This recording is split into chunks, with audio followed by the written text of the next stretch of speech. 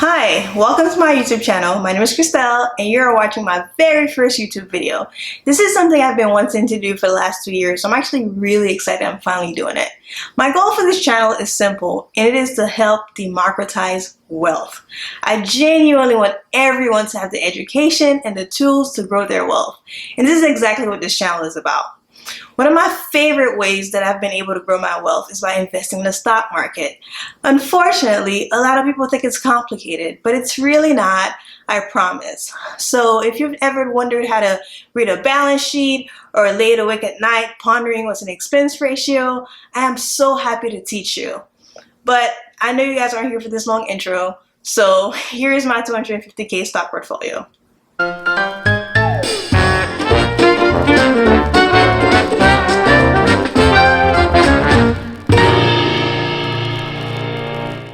So my portfolio is broken down into two separate accounts. My individual account, which is a taxable account, and my Roth IRA, which is non-taxable retirement account. In my individual account, I have $146,000, and in my Roth, I have $109,000, which totals a little bit over $250,000. First up, we have big tech giant Amazon. I'm not gonna go too much over Amazon because I think everybody already knows Amazon pretty much, but I have 6 shares of Amazon that I bought. When did I buy? I bought my first share in 2016, and then I bought a couple more shares in 2017. So 6 shares of Amazon at an average of $900 per share, and since then my Amazon stock has rose up to 256%, and I've made $14,000 in capital gains. Not bad. Next up, we have a stock that's very similar to Amazon. As a matter of fact, I bought this stock when Amazon hit $3,000, and I was just like, nah. So I went and bought the next best thing, and that is Alibaba. I'll be honest, for a long time I was very resistant against, for a very long time I was very resistant in buying Alibaba, and that's because it's a Chinese company, and whenever you buy Chinese stocks there's always some level of risk. But I love Alibaba in the same way that I love Amazon. They're just in every space. They have e-commerce, they have entertainment, they have grocery stores, they have even banking, but I think my favorite is probably their cloud services. Just like AWS is a cash cow for Amazon, I'm anticipating that Alibaba Cloud is going to be the same for Alibaba. So I am very excited. Right now I only have 19 shares bought at, I think it costs basis average of maybe $210 a share.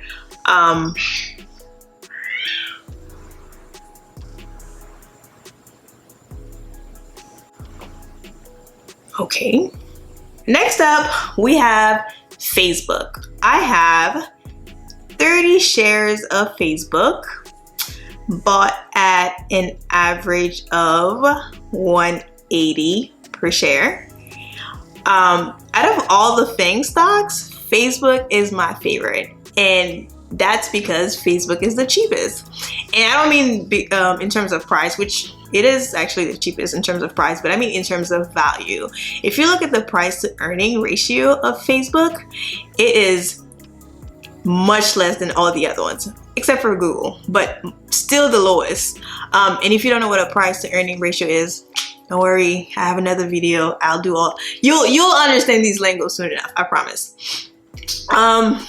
So yeah, so a lot of you might be familiar with Facebook app itself, obviously, Instagram, even WhatsApp, but Facebook actually have other products in the market.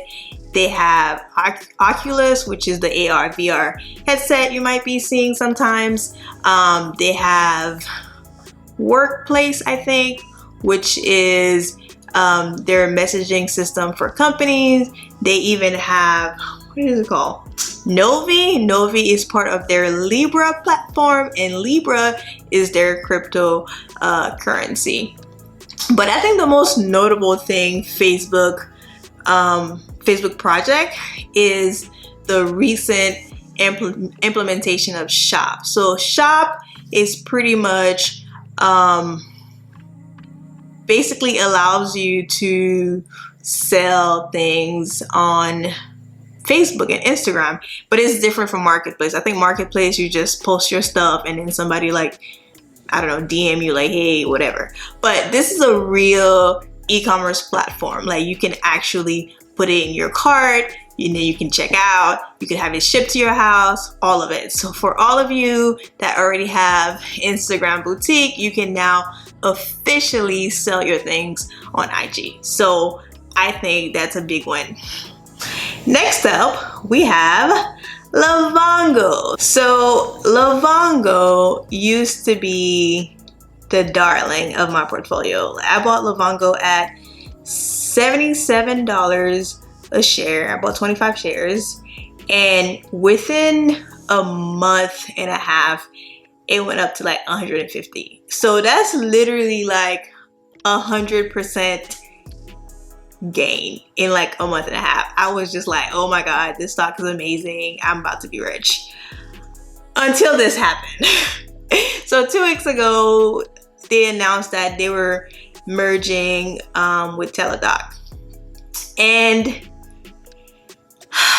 usually when there's a merger, it's a good thing. But in this case, it's like, why would you do that? So Lavongo is a digital health service. So they provide an app for people with diabetes, which is not at all interesting, but it's the way that they do it. So basically they take user data, but then that data, they use artificial intelligence to help their patients. Usually merger is a good thing, but in this case, it's like not great. The way I would describe it is like, if you're running a marathon, right? You're running a marathon, you're like full speed ahead, you're in your own lane, you're just killing the game. And all of a sudden you're like, you know what? I'm just gonna pause real quick and I'm gonna wait for my homeboy Teladoc to catch up, and then we're just gonna run together to the finish line. Like, but why? You're already in the lead. You're already doing well by yourself. Why are you gonna stop and wait for homeboy? So that's pretty much what's going on right now. So in the long run, I think it's a great move. I just wish that Lavongo had waited a couple more years before it merged, because what's gonna happen now is the growth is just not going to be as exponential as it would have been if they did not merge. And I think the market felt the same way that I feel now, because literally when the announcement happened, their stock went tumbling down. But because I'm a long-term investor, I took it as an opportunity to buy more shares. So I ended up buying, I think, maybe 10 more shares. So now my cost basis is $90 a share. Next up, we have Apple. Apple is the maker of iPhone. This very iPhone. This very cracked iPhone. So Apple is probably the only original stock in my portfolio. I started investing in 2015, not continuously, because I bought houses in between, and houses are expensive. So it was either I was buying houses or I was buying stock. I can't do both because I'm not rich. But Apple was probably one of the first stock that I bought, and it's probably the only one that remains in my portfolio. I have 24 shares of Apple as of today.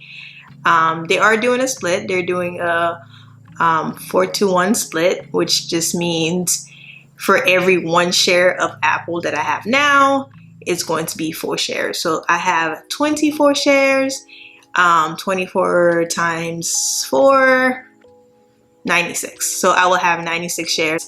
And in the 2 to 4, the fractional shares you're seeing is because Apple is one of the only big tech companies that actually offer dividends. And again, can have a whole video on dividends. So yeah, it's one of the few tech companies that offer dividends, and I elect to reinvest my dividends. So that's what the fractional amount is. Next up, we have Nvidia. So Nvidia is, well, I have 6 shares of Nvidia bought at $348 a share. I'm actually pretty impressed the fact that I know all my cost bases, because Fidelity, it tells you the overall cost basis, but then I would have to do like math, and that's a lot. But I'm still very impressed. I actually know all the cost bases of all my stocks. So I'm an involved parent. But anyways, so Nvidia is a GPU chip maker. So a GPU is basically, well, the G stands for graphical. So it's usually used in gaming or even in cryptocurrency mining. And if you've ever tried to mine cryptocurrency, then you know it takes a lot of processing power. But those are not really the reasons why I bought Nvidia. I bought Nvidia because of their artificial intelligence implementation that they have going on, and how important that's going to be for autonomous driving. Autonomous driving is the future. In the next, I want to say 3 to 5 years, next time you call an Uber, it's going to be like just a car that arrived, which is insane and incredible, and I'm here for it. Unless it's a Tesla, in which case a Tesla car will have its own Tesla chip, because Tesla is currently making its own chip. Which brings me to my next stock, Tesla. So Tesla, well, first off, I have 14 shares of Tesla bought at an average cost basis of $300, and now Tesla is trading for over $2,000 a share. And Tesla is currently my largest position, and that is not by design. I think for the most part Tesla was 4th in my portfolio, but the stock has skyrocketed so much in the last 2 months, it has become my number 1. I currently have $28,699.72 worth of Tesla. Tesla is also doing a 5-to-1 split, and I'm pretty sure when that happens, I'm probably going to be banking even more. But if I'm being completely honest, I think $2,000 for Tesla is aggressive. And in the word of a great philosopher, Genesis, your price is way too high, you need to cut it. So next up, we have the Trade Desk. So the Trade Desk is probably my favorite stock right now. I don't think I'm gonna go too much into details, because I think I might want to do a full stock analysis video on TTD. But right now I have 16 shares bought at $335, I want to say. Basically, just to give you an overview what it is, the Trade Desk is a programmatic advertising company. So you know how like sometimes you'll think of something and all of a sudden there's an ad for it? Well, that's probably them creeping you out on the back end. Coming up, we have Netflix. So I only have a very tiny position in Netflix. I have 6 shares bought at sometime last year at $309 per share. And the reason why Netflix is such a small position in my portfolio is because for a very long time I underestimated Netflix. And I think I just didn't see it. I felt like the market was just too saturated because you have Hulu, you have Disney Plus, you have Apple TV, you have HBO. At this point, you might as well just get cable. But so to me, I just felt like there were just too many competition. But what I didn't account for is what makes Netflix truly special, and that is the quality of content. I mean, yes, the other streaming services have some bangers, like Hulu has Handmaid's Tale, which I feel like is one of the best shows of the last decade. You know, Prime has The Marvelous Mrs. Maisel, which I think is hilarious. But Netflix gives you culture phenomenon. Like, who can touch Tiger King? Seriously, like, that's all I have to say. Tiger King by Netflix, Tiger King. Up next, we have Square, which is the newest comer of my portfolio. Bought maybe 2 weeks ago. I think Square is here to give big bank a run for their money. As a matter of fact, I used to own shares of JP Morgan Chase, and I sold all of it and I bought Square with it. So that's what you have here. I have 20 shares of Square bought at $135 a share. Again, I bought this maybe 2 weeks ago. So far only gone up 14%, which is actually still pretty significant.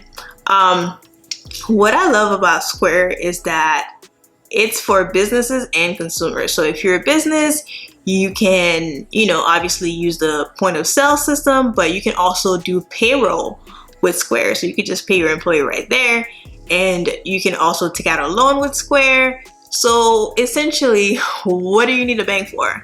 And the same on the consumer side. A lot of you might be aware of Cash App. I mean, yes, you can send money to your friends using Cash App, but you can also get a Square card and have direct deposit into your Square card. So at that point, what do you need a bank for? Banks only charge fees. I'm looking at you, Bank of America. You. So I don't know.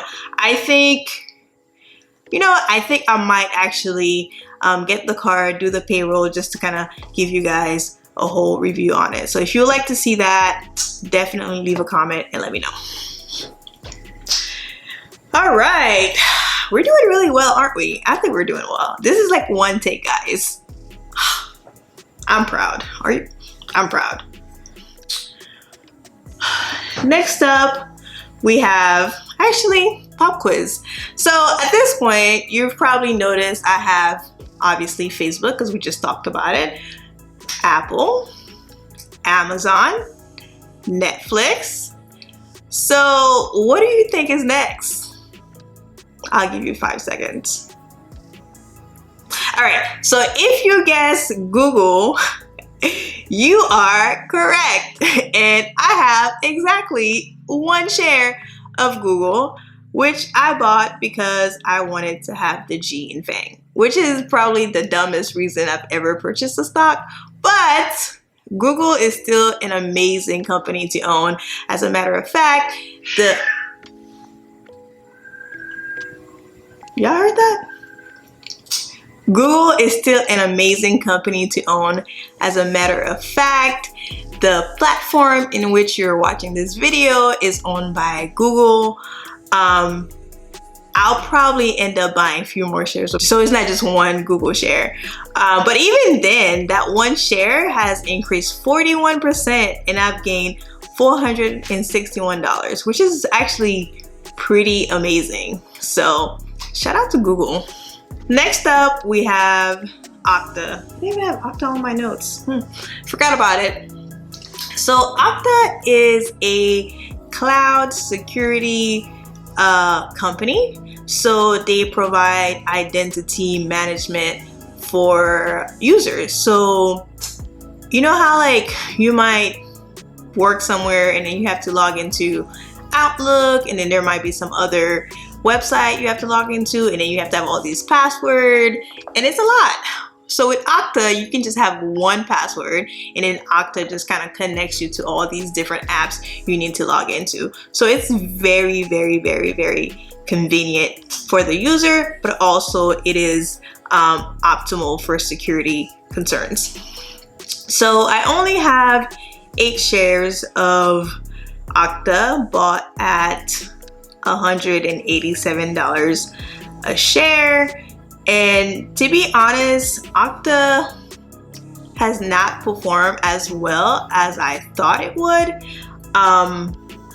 But I do believe in the company itself. It's one of 3 cybersecurity stocks that I looked into, and at the time it was my favorite.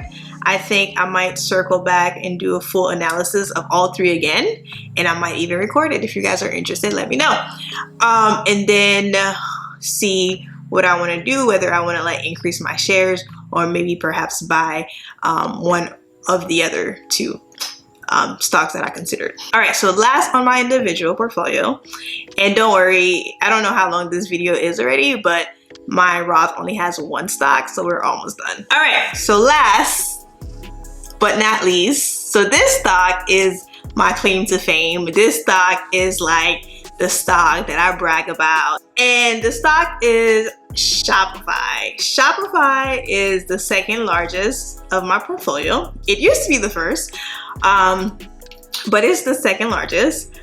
The reason why I am so proud of this stock is because I feel like this is the stock where I just like did so well on. So I bought this stock at $95 a share initially, and then I re-upped at $140 a share, which puts my cost basis at $125 or so. And this stock is now trading for over $1,000.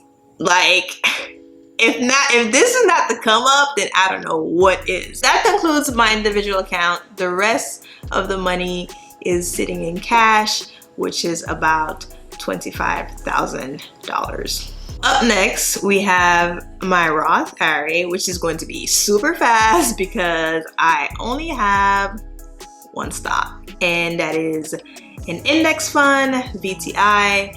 It's the total stock market. It has over 300. It has over 3,000 stocks, and the reason why I only have VTI is because 1, it's super simple. You just invest in 1 stock and you set it and leave it for the next 40 years.